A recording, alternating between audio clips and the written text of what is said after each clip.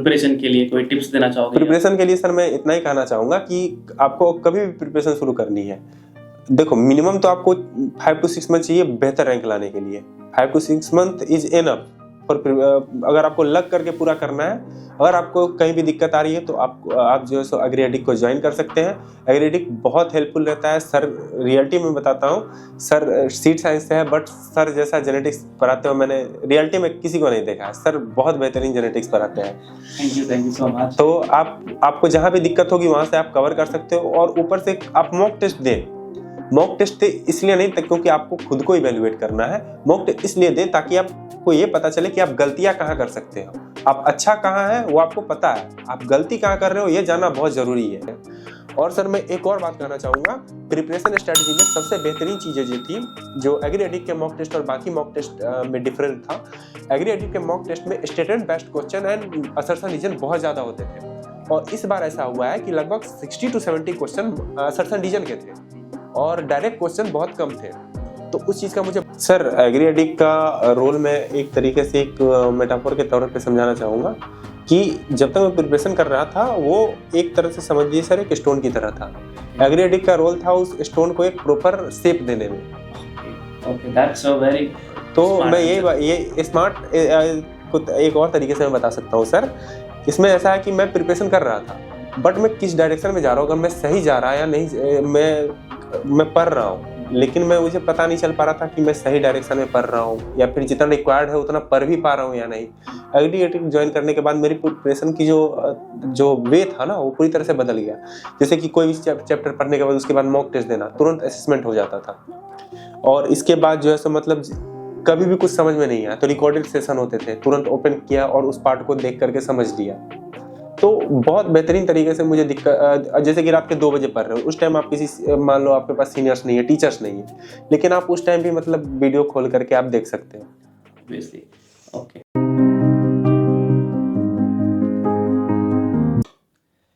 Hello everyone, welcome back to our official YouTube channel AgriAddict. So today we are back with another podcast. Today we have All India top ranker from the ICAR PG exam Plant Sciences. So his name is Vivek. So in this video, he will be providing the detailed guidance about how he has prepared for this exam and what are the different books that he has referred and overall preparation strategy that has helped him to secure a very good rank in this exam. So he has secured All India 8th rank in the ICAR PG exams of 2024 in the subject of Plant Sciences. So Vivek, I welcome you to this podcast. So before we start, I just request you to please introduce yourself. Thank you, sir. My name is Vivek Kumar. I am from Muzaffarpur, Bihar. I have done my UG from Bihar Agriculture University, Savar, from BPSSC Purnia, and I have secured 8th rank in Plant Sciences PG examination. Okay. Finally, IRA पे I hope. Yes, sir. And it's been more than a week जहाँ पर मुझे पता है कि तुमने पहला दिन ही आके मिले थे और अच्छा खासा इंटरेक्शन भी हुआ था, बहुत अच्छा लगा था क्योंकि it was the things are going in the same way, year by year students are coming to the India's premier institute that is IRI and I'm getting to meet them. आके बहुत बार बोलते हैं कि सर आपका जो भी classes था, आपका जो भी कोर्सेस था बहुत हेल्पफुल रहा। I still remember पिछले टाइम भी जो टॉपर्स थे सारे आए थे, फर्स्ट पहले दिन जब आए थे IRI में मिलके गए थे आके कि सर हम आ गए IRI पे। सो ये जो कल्चर है, ये जो ट्रेंड चलता आ रहा है year by year, it's almost 4th year of our online courses that have been running for ICAR PG exam and हमने ICAR PG के अलावा भी बहुत सारे अलग अलग एग्जाम्स के लिए अभी कोर्स निकाले हैं और स्टूडेंट्स टॉपर बन के अच्छा खासा रैंक निकाल के इस प्लेटफॉर्म से IRI पे दोबारा आ रहे हैं। तो इससे ज़्यादा happiest moment I don't have anything else. So I welcome you to this IRI.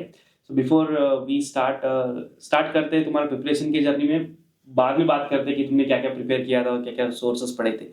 तुम अभी अपने बारे में बताओ कि तुम कहाँ से यूजी किए थे? बिहार से। Yes, sir. तो वहाँ का कंडीशन क्या था और कौन कौन सी चीजें ऐसे थी जो तुमको मोटिवेट किया था कि तुम्हें एमएससी करना है, प्लांट साइंस से ही एमएससी करना है, और कौन कौन थे जो वहाँ से तुम्हें गाइडेंस मिला था, किनसे मिला था? सर मेरा कॉलेज जो है सर 2010 के आसपास शुरू हुआ था। Okay. तो हमारे सब कैंपसेस जो पूर्णिया कैंपस है और लगभग 9 ऐसे कैंपस हैं। तो वहाँ की यूनिवर्सिटी में 9 अलग अलग कैंपस है। तो हमारे अलग अलग कैंपस में बस यूजी का की क्लासेस चलती है, और जो मेन यूनिवर्सिटी सबौर में है, मेन कैंपस है, वहाँ पे पीजी की पीजी, पीएचडी एंड यूजी सारी चीजें चलती है। तो जो अदर कैंपस थे ना, पहले ऐसा इन्वायरमेंट था कि लोग ज्यादातर कोशिश करते थे कि वो सबौर में ही मेन कैंपस में उनका पीजी में एडमिशन हो जाए। बट कल्चर चेंज हुआ। हमारे यहाँ से 2012-13 बैच से एक मैम को यहाँ पे सॉइल साइंस डिवीजन में मिला, अभी वो असिस्टेंट IRI में मिला, अभी वो असिस्टेंट प्रोफेसर है बिहार एग्रीकल्चर यूनिवर्सिटी में। Okay, very nice. And second जो थे मैंग सर थे, और वो मेरे इंस्पिरेशन है। और मयंक का एडमिशन हुआ था 2020 में। 2020 में Mayank is also my batchmate, a very good friend. And मैंग सर 2020 में IRI आए थे, और 2019 में ही, मतलब मेरा 2020 में ही मेरा एडमिशन हुआ था कॉलेज में। तो उनके बारे में बहुत सारा सुना। तो उस टाइम में जब यूजी में जा रहा था, तो मैंने बस सुना था कि बस AFO is the only option. So after BSc you have to do AFO, then you will get a decent job. Then मैंग सर ने वहां पे ऑप्शंस ओपन करा, उनको सब बाकियों को लगा कि हम बेहतर जगह पहुंच सकते हैं और भी बेहतर कर सकते हैं। और मैंग सर के बारे में बताऊं तो उनका ऐसा रहा है कि उन्होंने अभी तक ऐसा कोई एग्रीकल्चर का एग्जाम नहीं है जिसमें उन्होंने एग्जाम दिया हो और टॉप रैंक के साथ क्वालिफाई न करा हो। That's interesting. Like अभी वो NABARD. Yes sir, he has cleared AFO examination for 2 times and got a job in the NABARD. Okay, he's currently working in NABARD. Okay, that's nice. तो उनसे ही मतलब इंस्पिरेशन मिला। इंस्पिरेशन मयंक से ही तुम्हारा काफी ज्यादा इंस्पिरेशन मिला था, वहीं तो तुमने डिसाइड किया था कि तुमको भी MSc करना है और उस JRF को क्रैक करना है। Yes sir. ओके, सो तुमने कब से प्रिपरेशन स्टार्ट किया था, और स्टार्टिंग में कैसे तुमने सारा जो सिलेबस था इसका इंफॉर्मेशन कहाँ से निकाला, और कौन कौन थे जिन्होंने तुमको सपोर्ट किए थे और इंफॉर्मेशन देने का हेल्प किए थे? सर मेरा फर्स्ट सेमेस्टर जो है सो पूरी तरह से ऑनलाइन रहा था, क्योंकि 2021 के स्टार्ट 2021 बिकॉज मेरा सेशन काफी लेट स्टार्ट हुआ था। 2021 के जनवरी में मेरा सेशन स्टार्ट हुआ था, क्योंकि पूरा 2020 कोविड में गया था। तो मेरा सेशन स्टार्ट हुआ, तो फिर फर्स्ट सेमेस्टर पूरा कोविड खा गया, और सेकंड सेमेस्टर में भी जब हम लोग का एग्जामिनेशन आने वाले थे तो कोविड शुरू हो गया, लेकिन हमारा सेकंड सेमेस्टर का ऑफलाइन एग्जामिनेशन हुई। तो थर्ड सेमेस्टर में आते आते मुझे एक सीनियर से बहुत ज्यादा क्लोज हुए हम, और उन सीनियर थे राजस्थान के सुशील जाट सर। तो हमारे कैंपस में आए थे सुशील जाट, वो ICAR के थ्रू हमारे कॉलेज में आए थे। तो और पीजी या यूजी के लिए? He was my grand senior. Yes sir. Sir तो वो भी प्लांट साइंसेस से प्रिपरेशन करना चाह रहे थे, बट बहुत टाइट शेड्यूल होती है हमारे यहाँ, रावे एंड ELP की बहुत ज्यादा टाइट शेड्यूल होती है। तो उन्होंने मुझे बताया कि अगर तुम्हें प्रिपरेशन करनी है, और मतलब उन्होंने बोला कि तुम IRI जा सकते हो। वो हमेशा बोलते थे कि नीचे का सोचो ही मत, तुम्हें IRI जाना है, क्योंकि वो मेरे साथ डिस्कशंस करते थे प्लांट ब्रीडिंग को लेकर के। और उस टाइम थर्ड सेमेस्टर में fundamentals of plant breeding subject शुरू ही हुआ था। तो मुझे बहुत ज्यादा इंटरेस्ट आया उस सब्जेक्ट को लेकर के, क्योंकि बहुत अपना सा लग रहा था। सेकंड सेमेस्टर तो उतना ज्यादा कनेक्ट नहीं हो पाया। जेनेटिक्स मोर और लेस नीट का ही सिलेबस रहता है सेकंड सेमेस्टर में। देन थर्ड सेमेस्टर में जब मैंने ब्रीडिंग पढ़ना शुरू किया, तो मुझे बहुत ज्यादा अच्छा लगा। मैंने बहुत सारी सब्जेक्ट देखा था, लेकिन बस ब्रीडिंग मुझे बहुत ज्यादा अच्छा लगा, तो मैं उसको बहुत ज्यादा अच्छे से पढ़ने लगा। तो उन्होंने बोला कि ऐसा ऐसा एग्जाम होता है। उन्होंने मुझे स्टार्टिंग में बताया कि मतलब एग्जाम क्या होता है, कैसे होता है, कैसे जा सकते हैं। मतलब तुम्हें पहले से पता चल गया था, फर्स्ट टाइम उनसे ही पता चला था कि एग्जाम कौन सा है, एग्जाम क्या है, सिलेबस क्या है और किससे पढ़ना है? Yes sir. ओके। और मैंने उनको देखा कि जब उन लोगों का एग्जाम खत्म हुआ, मतलब सेमेस्टर वगैरह खत्म हो गया, डिग्री पूरा हो गया, तो अक्टूबर में उस साल एग्जाम हुआ था 2022 में। ओके, 22 में।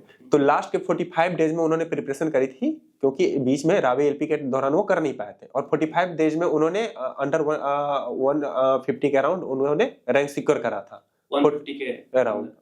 और वो उस साल जो पेपर आया था उनका स्कोर बहुत अच्छा था। पेपर के बहुत हार्ड पेपर आया था। 45 डेज के प्रिपरेशन के लिए वो पेपर नहीं था। अभी तक का मैंने सबसे हार्ड पेपर 2022 का ही देखा। Yes sir. तो उनसे मतलब मुझे गाइडेंस मिला स्टार्टिंग में। उन्होंने बहुत ज्यादा मोटिवेट किया कि तुम कर सकते हो। मुझे खुद को भरोसा नहीं था उस टाइम। तो इसके बाद मैंग सर से मैंने बात करा। जैसे तुमने बताया कि तुम्हारा जो कॉलेज है उसमें से काफी कम लोग मतलब JRF क्रैक करके आए हैं। Yes sir. और IRI में तो 2-3 लोग ही होंगे। दो लोग ही है। You are the third one. MSc में।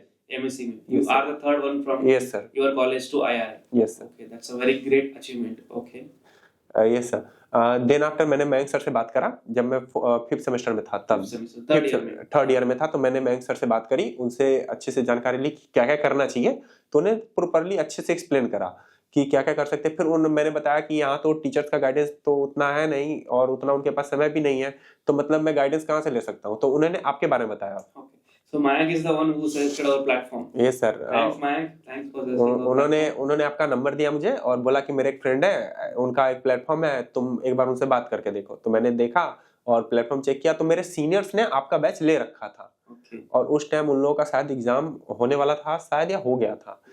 तो उन लोगों का उन्होंने बहुत लास्ट मोमेंट पे कोर्स लिया था, लेकिन उनको बहुत ज्यादा हेल्प हुई।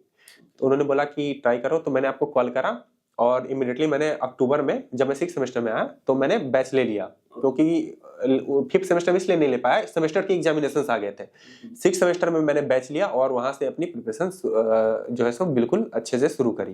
तो तुम्हारा प्रिपरेशन जो था वो 3rd ईयर एंडिंग में आके स्टार्ट किया था? ये सर कोर्स के साथ जो है सो मतलब उससे पहले मेरा ऐसा था ना कि मुझे सब्जेक्ट ज्यादा अच्छा लगता था। तो मैं सारी सब्जेक्ट तो पढ़ता था अपने सेमेस्टर के लिए, और जो प्लांट साइंसेस के सब्जेक्ट होते थे ना उनको थोड़ा सा अच्छे से पढ़ता था, क्योंकि मुझे उसमें ज्यादा इंटरेस्ट आता था और मुझे पता था कि तैयारी तो मुझे इसी से करनी है। तो यू प्री डिसाइडेड थे कि तुम्हें इसी सब्जेक्ट से करना है वो स्टार्टिंग से ही। तो लेकिन तुम्हारा जो प्रिपरेशन प्रॉपर्ली जो था वो 6th सेमेस्टर से जो कोर्स लेने के साथ साथ ही तुमने स्टार्ट किया? Yes sir. ओके। और लगभग 6th सेमेस्टर के एंड तक लगभग मेरा जो है सो मतलब सिलेबस खत्म हो गया था, बट देन आई रियलाइज कि मेरा जेनेटिक्स बहुत ज्यादा पुअर है।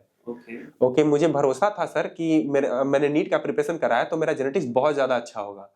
बट देन मैं पढ़ता था, बुक्स पढ़े बीडी सिंह की और क्वेश्चन करने गया, तो मैं जो समझ पा रहा था ना बुक्स की लाइन से, वो बुक्स की लाइन जो कहना चाह रहा था वो दोनों चीजें कभी मैच नहीं कर रही थी। तो देन मैंने मतलब आपकी कुछ वीडियो स्टार्टिंग में देखी, तो मैंने जो वीडियो देखा था इसके बाद क्वेश्चन करे थे तो वो मेरे सही हो रहे थे। तो मैंने लगभग आधा जेनेटिक्स खत्म कर दिया था, मोलिकुलर पार्ट तक लगभग मेरा रह गया था। तो इसके बाद रावे एलपी आ गया, रावे में जो है सो मतलब उतना पढ़ाई हो नहीं पाया। और उस टाइम क्या हुआ था ना, मेरे लिए सबसे बड़ा चेंज आया था कि सीयूटी एग्जाम मैंने क्रैक कर लिया था। मैं 247 मार्क्स स्कोर करा था और वहां पर भी बीएचयू के मेरिट लिस्ट में मेरा 8 पोजीशन था। 8 पोजीशन वहां पे भी 8 था और आईसीआरपी एग्जाम में भी 8 था। It's a very good coincidence. Yes sir. तो मुझे वहां से और कॉन्फिडेंस मिला कि तुम कर सकते हो, मैं कर सकता हूँ।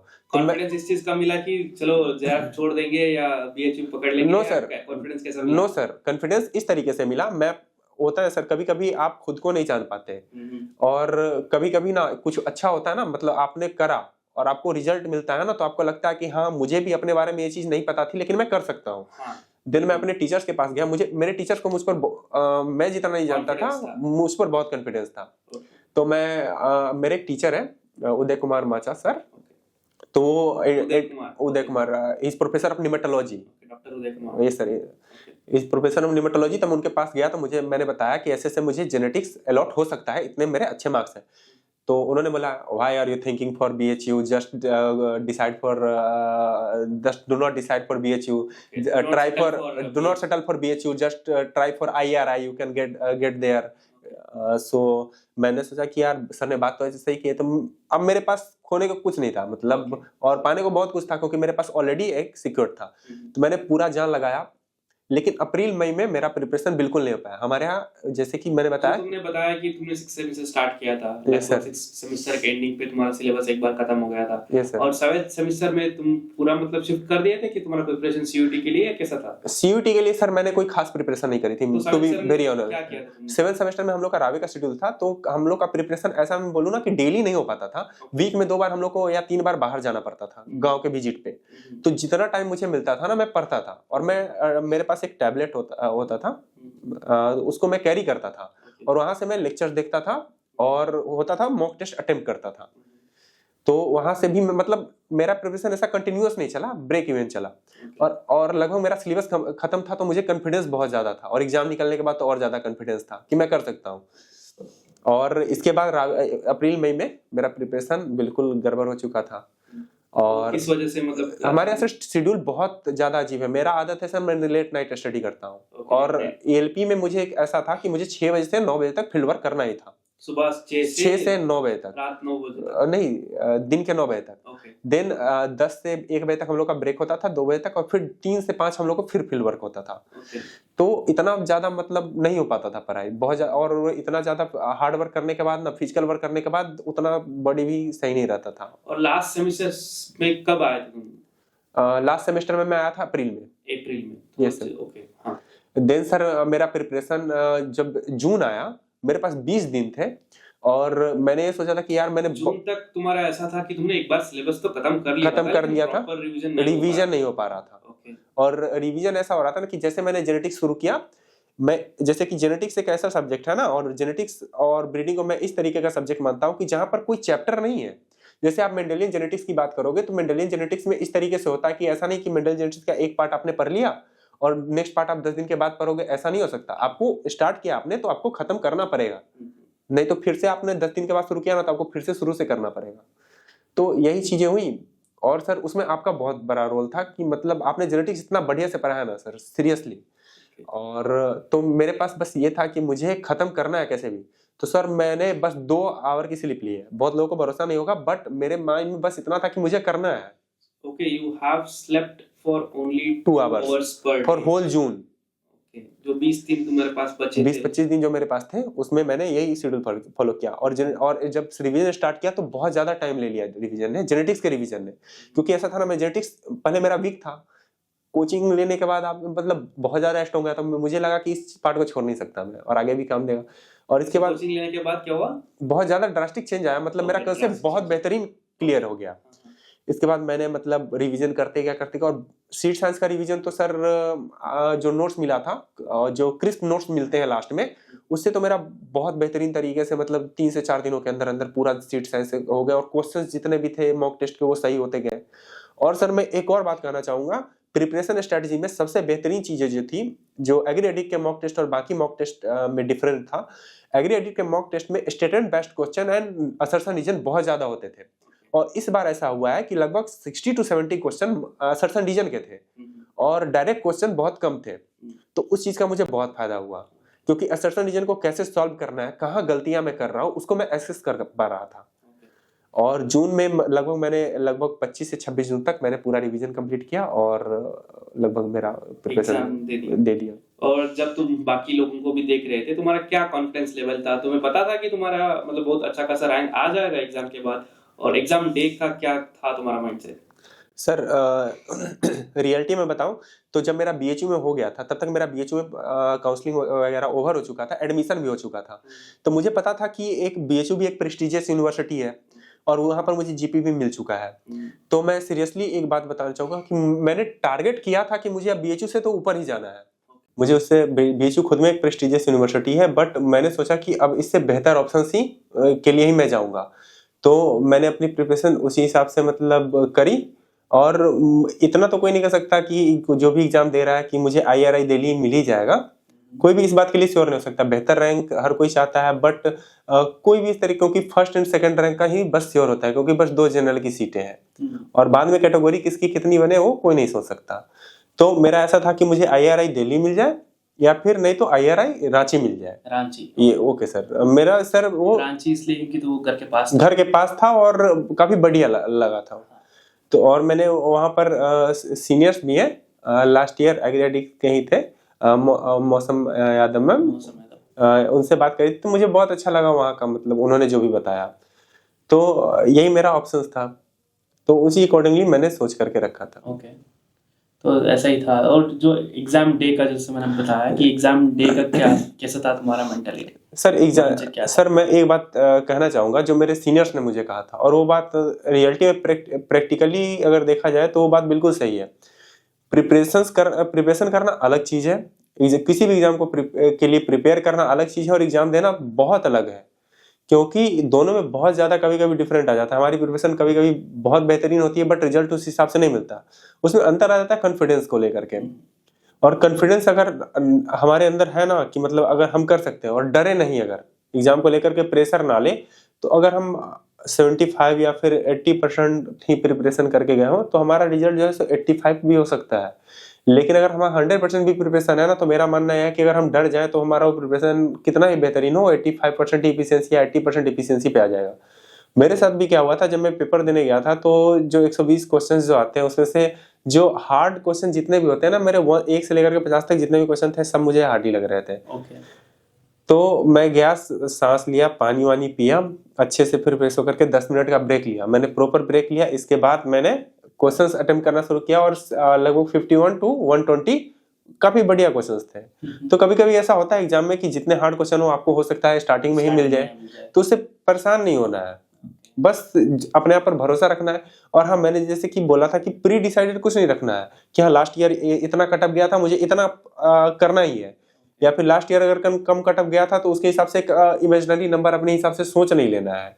ये चीज तो मैंने जो क्लास के एंडिंग पे भी बताया था कि जो कट ऑफ है उसके बारे में मतलब प्री डिसाइडेड मत रखो कि okay this is the cut off from the last year, तो मैं इतना कोशिश करूंगा कि इतना मेरा मार्क्स आ जाए। यस सर, जैसे कि मैंने बताया कि मैं प्लान कर रहा, मतलब मेरा डिसाइडेड तो था कि मतलब IRI दिल्ली या फिर रांची, मतलब जो दोनों में से जो मिल जाए। तो उसके लिए मैंने देखा कि दिल्ली के लिए अगर जाना है तो 400 लास्ट ईयर रिक्वायर्ड थे, बट लास्ट ईयर पेपर थोड़ा सा मॉडरेट टू इजी था लास्ट ईयर, और ज्यादातर डायरेक्ट क्वेश्चंस थे। तो मेरा टारगेट मतलब स्टार्टिंग में प्लान मेरा था 400 पार करना है, और मैंने ये सोच रखा था कि अगर पेपर मेरे से नहीं हो रहा है, अगर मैंने सब कुछ पढ़ा अगर नहीं हो रहा है तो बाकी सबको भी थोड़ा बहुत लगेगा। अगर आपने सिलेबस अच्छे से पढ़ा है, आपने सब कुछ पढ़ा है जो कि रिक्वायर्ड है एग्जाम के लिए, तो अगर आपको हार्ड लग रहा है तो इतना कॉन्फिडेंस रखना चाहिए कि लगभग 99.99% लोगों को हार्ड लगेगा। अगर तुम अच्छे से प्रिपेयर कर दिए हो और तुमने काफी हद तक पूरा सिलेबस कवर किए हो, yes, अगर तुम्हें हार्ड लग रहा है तो ऑब्वियसली बाकी लोग जो प्रिपेयर करके गए हैं उनको भी हार्ड लगेगा। तो वो उसमें अब क्या है कि मेंटालिटी का फर्क है। अगर तुम उस हिसाब से 400 के लिए मैं जाता तो हो सकता था मेरा मार्क्स घट करके 340 350 पर आ जाता, बट मैंने क्या किया, मैंने अटेम्प्ट काफी कम लिए, तो उस हिसाब से मेरे निगेटिव्स भी कम हुए, तो पेपर बढ़िया रहा। लेकिन फिर भी मैं निकलने के बाद सेटिस्फाइड नहीं था, क्योंकि मुझे पता नहीं था ना कि मतलब पेपर किस हिसाब से आया है। तो जब फाइनल स्कोर कार्ड आया, जब एग्जाम देख के निकल के आए थे, तब कुछ आइडिया था कि तुम्हारा टॉप रैंक में आ जाएगा या कुछ पता नहीं? नो सर, एक्चुअली मैं काफी डिप्रेस्ड था। अच्छा, डिप्रेस इसलिए था क्योंकि मेरा जो टारगेट था वो तो मैं अचीव नहीं कर पाया था, लेकिन मेरा टारगेट 400 रखे थे। ये सर, और बाकी लोग जो बोल रहे थे, मैंने किसी से पूछा कि कैसा हुआ, किसी ने 118 क्वेश्चंस अटेम्प्ट बताया, किसी ने 119, किसी ने 120 का 120। कितना अटेम्प्ट किया था क्वेश्चंस? मेरा सर 108 था। 108 था, और 3 क्वेश्चन सर वो मैं उसको मतलब 3 क्वेश्चंस मेरे एक्स्ट्रा गलत हो गए थे, जो मैंने एक्चुअली गलत करा नहीं था। एग्जाम में मैं अपकमिंग जूनियर से ये भी कहना चाहूंगा कि आप एग्जाम में इन चीजों का ध्यान बहुत बेहतरीन तरीके से रखें कि आप इतना समय जरूर बचा ले कि आप हर क्वेश्चन को एक बार देख सके, रिव्यू कर सके। क्योंकि कभी कभी क्या होता है ना कि आपने टिक कुछ और करा हो और स्क्रॉलिंग के टाइम आपका ऑप्शन चेंज हो गया हो। मेरे साथ खुद ऐसा हुआ था कि टेट्राजोलियम टेस्ट वाला जो मेरा क्वेश्चन 109 का था, उसका ऑप्शन मुझे याद है कि मैंने 4 टिक करा था और मेरा 1 हो गया था। ऐसा ही कुछ था। और एक और क्वेश्चन था जेनेटिक कोडिड डिजेनरेटिव, मैंने याद है मैंने उसका 2 ऑप्शन सेलेक्ट किया था, वो 1 हो गया था। तो ऐसा होता है, तो हमें इस बात का बहुत अच्छे से ध्यान रखना है, क्योंकि जो नहीं आता वो तो ठीक है, लेकिन आता हुआ क्वेश्चन एक भी गलत नहीं होना चाहिए।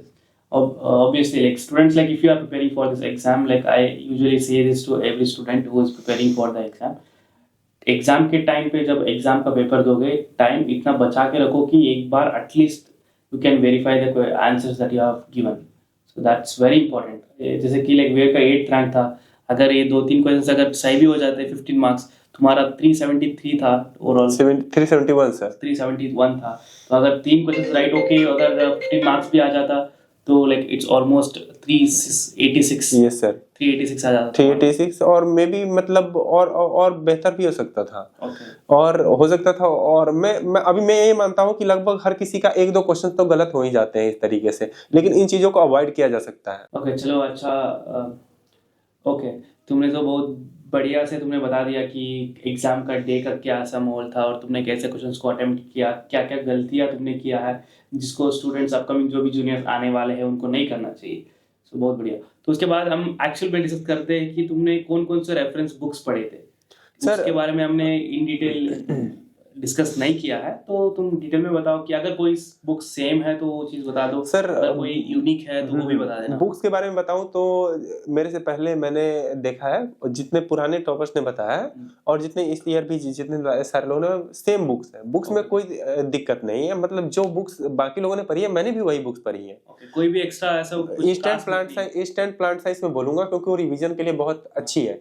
और प्लांट्स साइंस विशाल पब्लिक बहुत कॉमन बुक है, और वो मैं इसलिए ज्यादा रेकमेंड करूंगा। और मैं जो अभी 3rd ईयर में है या फिर अभी 4th ईयर में, उनको बोलूंगा कि एटलीस्ट 2 से 3 बार उस बुक को पढ़ ले, क्योंकि बीडी सिंह बहुत लेंदी बुक है। हो सकता है कि आप कोई पॉइंट मिस कर दे। और मैंने देखा है कि बीडी सिंह के कुछ लाइंस जो इंपॉर्टेंट लाइंस और कुछ फॉर्मूलाज भी वो उसमें डाले गए हैं। तो हो सकता है कि कभी कभी आपका जो क्वेश्चंस, जो डायरेक्ट क्वेश्चंस आ जाए वहां से, या फिर उस इंफॉर्मेशन का यूज करके आप अपने क्वेश्चंस को सॉल्व भी कर सकते हो। तो आप एटलीस्ट 2 से 3 रीडिंग दे सकते हो, लेकिन हाँ, केयरफुल रहना उस बुक को रीड करने में, क्योंकि उसमें कुछ गलतियां हैं। That's right. So the students like for the revision like you have for revision only.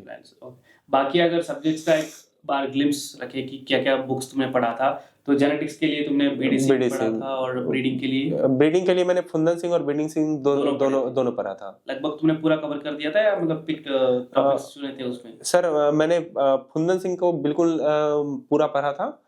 और इसके बाद से बीडी सिंह में मतलब कोई चैप्टर्स मैंने स्किप भी करे थे, जैसे आईपीआर वाला पोर्शंस था।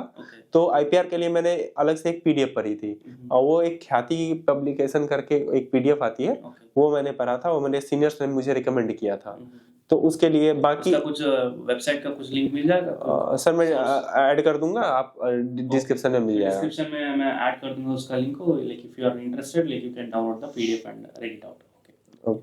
तो उसमें ख्याति वाले पीडीएफ में आईपीआर बहुत बढ़िया से दिया हुआ है, जितना रिक्वायर्ड है एग्जामिनेशंस के लिए। और करंट अफेयर्स के लिए मैं जो है सो मतलब लास्ट में जो एग्रेडिक का टेस्ट सीरीज जब हुआ था, तो करंट अफेयर के लिए अलग से मतलब 2 टेस्ट सीरीज था, दो टेस्ट था, पूरा मॉक टेस्ट था करंट अफेयर के लिए। तो वहां पर मैंने मतलब क्वेश्चंस तो करे सर, मैं सीरियसली अभी मैं ऑन कैमरा बता रहा हूँ कि मुझे आते नहीं थे। मैंने सारे उसमें मतलब गलत ऑप्शन टिक करके मुझे बस सॉल्यूशंस चाहिए थे, और मैंने बस सॉल्यूशंस उसके देखे, और जो नहीं याद आ रहे थे उसको याद कर लिया, उसको अच्छे से मैंने याद कर लिया, क्योंकि करंट अफेयर का मेरे पास उतना कोई सोर्स नहीं था, बस वही सोर्स था। और उसमें से लगभग करंट अफेयर का उतना क्वेश्चन तो इस बार नहीं था, बट हाँ, पर वो इनफ था। वो जो लगभग जितने भी क्वेश्चंस थे 2 टेस्ट में, वो मोर देन इनफ थे। वहां से तुमने करंट अफेयर्स को कवर किया? यस सर, करंट अफेयर वहां से। That's impressive. लाइक हमने जेनेटिक्स प्लांट ब्रीडिंग के बारे में बात किया। नेक्स्ट बात करते हैं कि प्लांट पैथोलॉजी का क्या क्या सोर्स? प्लांट पैथोलॉजी का मैं बताता हूँ सर। प्लांट पैथोलॉजी में मेरा जो था 2nd सेमेस्टर जब मेरा था, तो उस टाइम मैंने आर एस सिंह की बुक पढ़ी थी, क्योंकि हम लोग को कॉलेज की तरफ से ही बुक प्रोवाइड किया जाता है। तो आर एस सिंह की प्लांट पैथोलॉजी की बुक आती है, जो काफी फंडामेंटल बुक है, वो मैंने पढ़ी थी। और उसके लिए, और इसके बाद मैंने अंगरों की जितने भी नोट्स आते हैं वो सारे नोट्स पढ़े थे। और फंजाई बैक्टीरिया वायरस जो एससी दुबे की आती है वो भी मैंने पढ़ी थी। और ऑब्जेक्टिव के लिए Utpal Kumar Bhattacharya. So these are some very well known books that students refer for this exam. Yes, उसमें कुछ भी चेंज नहीं है। उसके बाद अदर सब्जेक्ट्स जैसे कि microbiology and seed technology. Microbiology के लिए सर मैंने जो मेरे कॉलेज के जो सेमेस्टर के नोट्स होते हैं उनको रेफर करा था। तोरण कपूर मैंने बस 1 रीडिंग दी थी, और फर्स्ट 5 लास्ट 5 का। और इसके बाद मैंने खुद से नोट्स बना रखी थी सेमेस्टर, जैसे कि बीएससी यूजी का ऐसा सेमेस्टर है ना कि 2nd सेमेस्टर से लेकर के लास्ट सेमेस्टर तक थोड़ा पार्ट माइक्रोबायोलॉजी का कवर हो जाता है। सिर्फ अगर माइक्रोस्कोपी को छोड़ते, वो भी अगर हम प्रैक्टिकल जो हमारा यूजी का सिलेबस है, तो प्रैक्टिकल वाले पोर्शन से माइक्रोस्कोप भी कवर हो जाता है।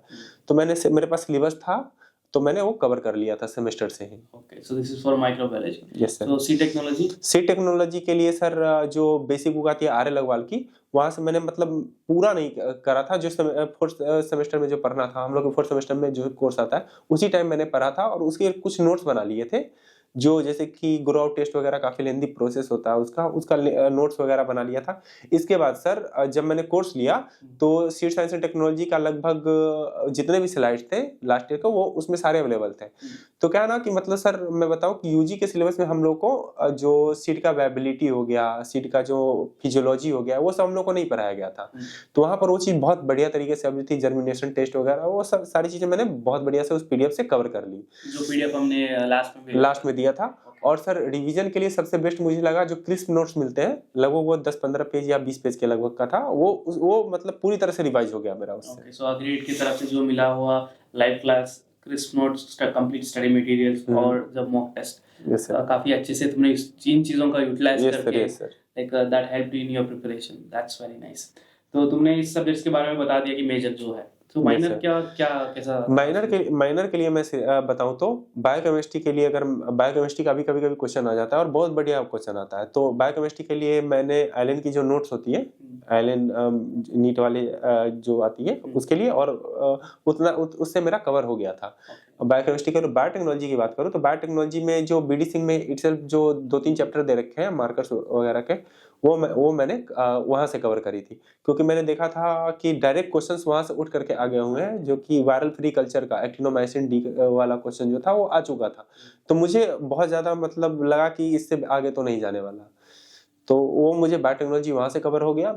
और इसके बाद अगर जनरल एग्रीकल्चर की बात करूं तो जनरल एग्रीकल्चर के लिए नेवरासुंडा एंड जो क्वेश्चन जहां पर से बहुत कभी कभी ना जनरल एग्रीकल्चर से ना कंसेप्चुअल क्वेश्चंस भी आ जाते हैं, तो उसके लिए जहां पर मुझे कंसेप्चुअल क्लियरिटी नहीं थी कुछ सब्जेक्ट में, तो वहां पर मैंने अरुण कात्यायन को रेफर किया था। Okay, so this is for the all minor subjects Okay. and general agriculture. Yes sir, yes So लगभग सारा सब कुछ हमने कवर कर ही दिया है। yes sir। और इसके अलावा भी अगर स्टूडेंट्स को कुछ बोलना चाहोगे कि कैसा प्रिपरेशन के लिए कोई टिप्स देना चाहोगे? प्रिपरेशन के लिए सर मैं इतना ही कहना चाहूंगा कि आपको कभी भी प्रिपरेशन शुरू करनी है, देखो मिनिमम तो आपको 5 to 6 मंथ चाहिए बेहतर रैंक लाने के लिए। 5 to 6 month is enough for, अगर आपको लग करके पूरा करना है। अगर आपको कहीं भी दिक्कत आ रही है तो आप जो है सो एग्रीडिक को ज्वाइन कर सकते हैं। एग्रीडिक बहुत हेल्पफुल रहता है सर, रियलिटी में बताता हूँ सर, सीड साइंस से है बट सर जैसा जेनेटिक्स पढ़ाते हो मैंने रियलिटी में किसी को नहीं देखा है। सर बहुत बेहतरीन जेनेटिक्स पढ़ाते हैं।